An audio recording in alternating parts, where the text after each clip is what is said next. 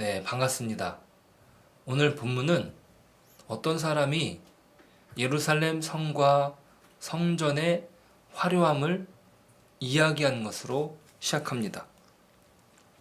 자, 당시에 로마의 위임을 받아서 이스라엘을 다스렸던 헤롯 왕은 자신이 다스리는 유대인들의 환심을 사기 위해서 예루살렘 성과 성전을 재건합니다.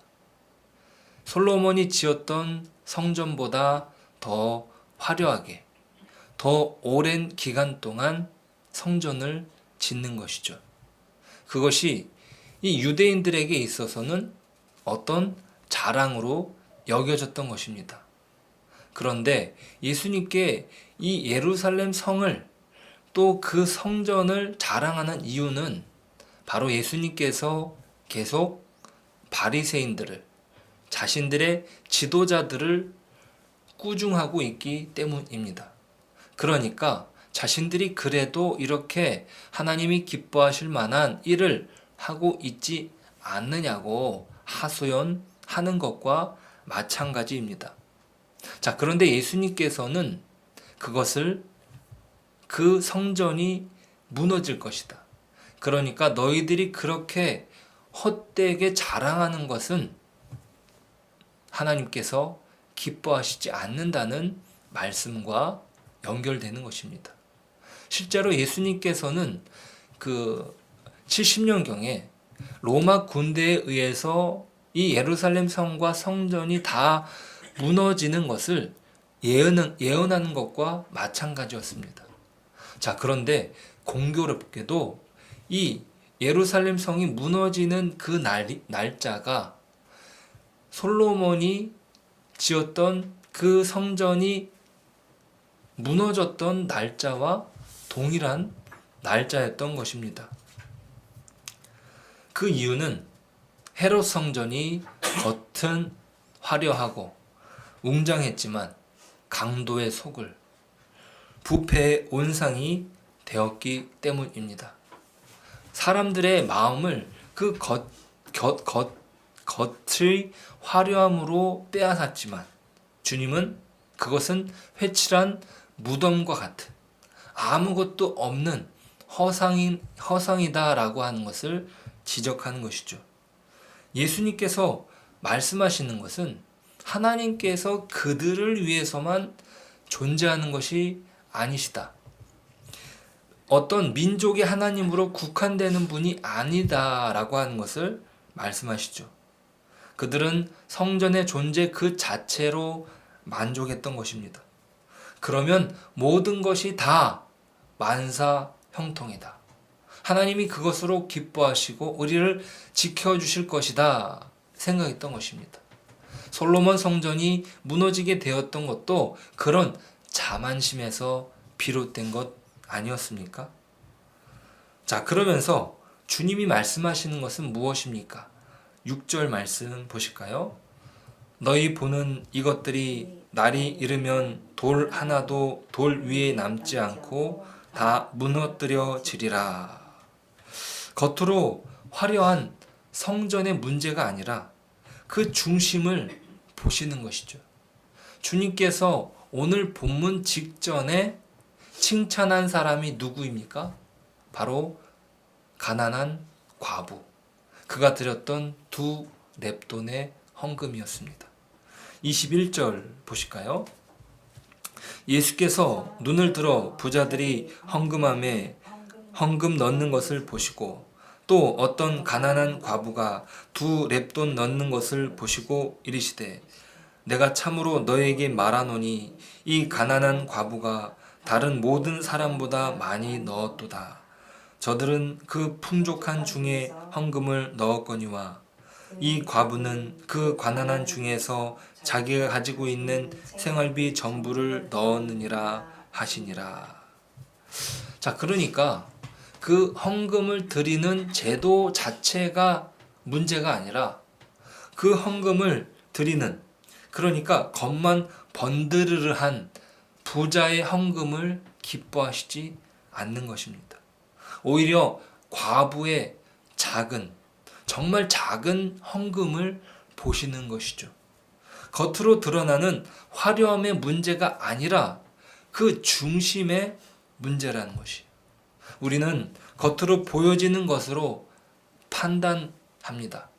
자, 저기 성전이 화려하니까 하나님이 기뻐하실 거야. 그러면서 그들은 스스로를 속이고 있는 것이죠. 하지만 하나님은 그 중심을 보시고 모든 것을 판단하십니다.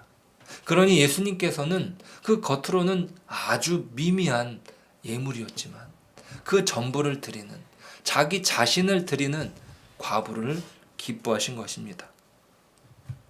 자, 그리고 이들의 관심은 이 성전이 무너지는 때, 그리고 그 징조가 언제인지 묻습니다. 자, 이들의 질문의 어떤 중심은 뭐예요?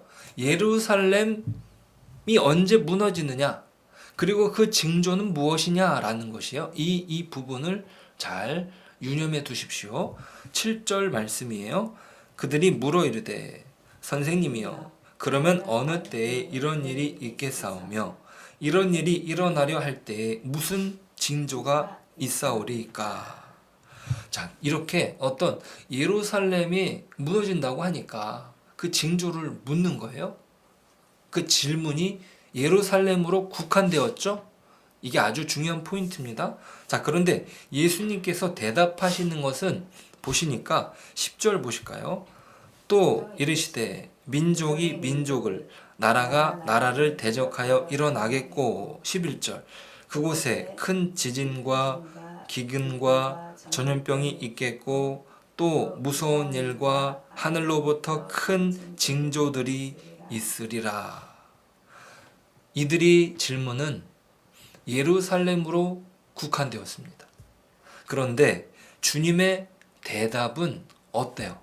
마치 모든 인류의 멸망을 보는 것과 같잖아요. 자, 그러면 왜 예수님께서 이렇게 말씀하시는 이유가 무엇일까? 한 예루살렘의 멸망에 대해서 이야기하시는데 예수님의 답변은 온 인류에 대한 답변과도 같은 것이에요. 자, 그 이유는 예수님이 오시는 사건이 단순히 어느 한 시점의 이야기, 그래 2000년 전의 이야기로 우리가 치부될 문제가 아니라는 것이죠. 자, 그것은 하나님께서 온 인류를 위한, 하나님이 사용하시는 그 역사 안에서 이루어지는 내용인 것이에요. 우연히 이루어진 사건이 아니라 하나님께서 계획하신 뜻과 섭리 안에서, 온 인류를 향하신 하나님의 약속 안에서 이루어진 내용이다. 그것을 말씀하시는 것입니다. 자, 예수님께서 오시는 방법을 생각해 보십시오. 처녀가 잉태합니다. 이것은요, 인간으로서는 말이 되지 않는 사건인 것이죠. 그러니까 예수님이 어떻게 해요? 태어나지 못하실 수도 있었던 것이에요. 그런데 성령으로 그것을 깨닫게 해주시고 그 마음 가운데 확신을 주시며 예수님이 태어나십니다. 자, 그러니까 하나님은 하나님의 방법으로 그 구원의 역사를 풀어 가신다는 것이에요. 하나님만이 주실 수 있는 방법, 그것은 구원의 역사는 하나님께서 온 인류에게 친히 약속하신 내용이다. 그 내용이 온 인류를 위한, 온 역사를 위한 하나님의 뜻과 계획이다. 이해하시겠습니까?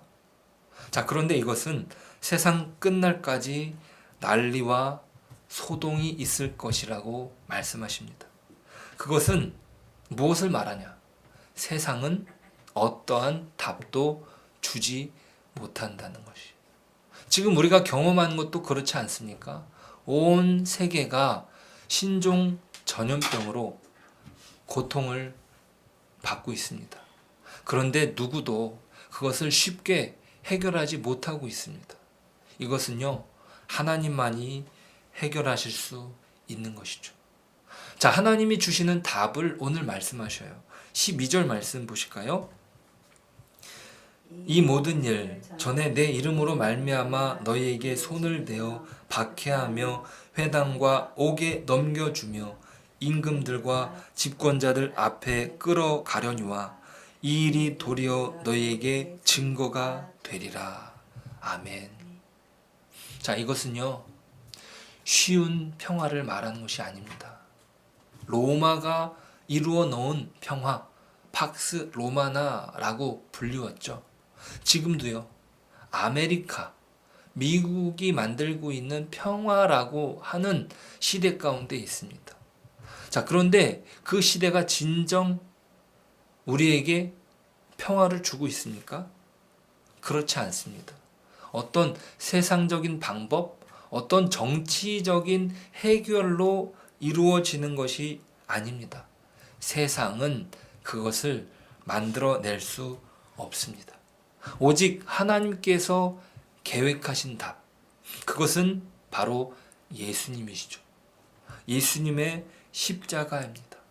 우리의 죄를 위하여 죽으실 수밖에 없는 것, 그것으로 우리가 하나님의 자녀가 되는 것, 그것이 하나님께서 온 인류를 위하여 계획해 놓으신 섭리 안에서 이루어지는 것입니다. 당시 사람들도 이해하지 못했고 지금 우리도 그것을 도무지 이해할 수 없었던 것이죠.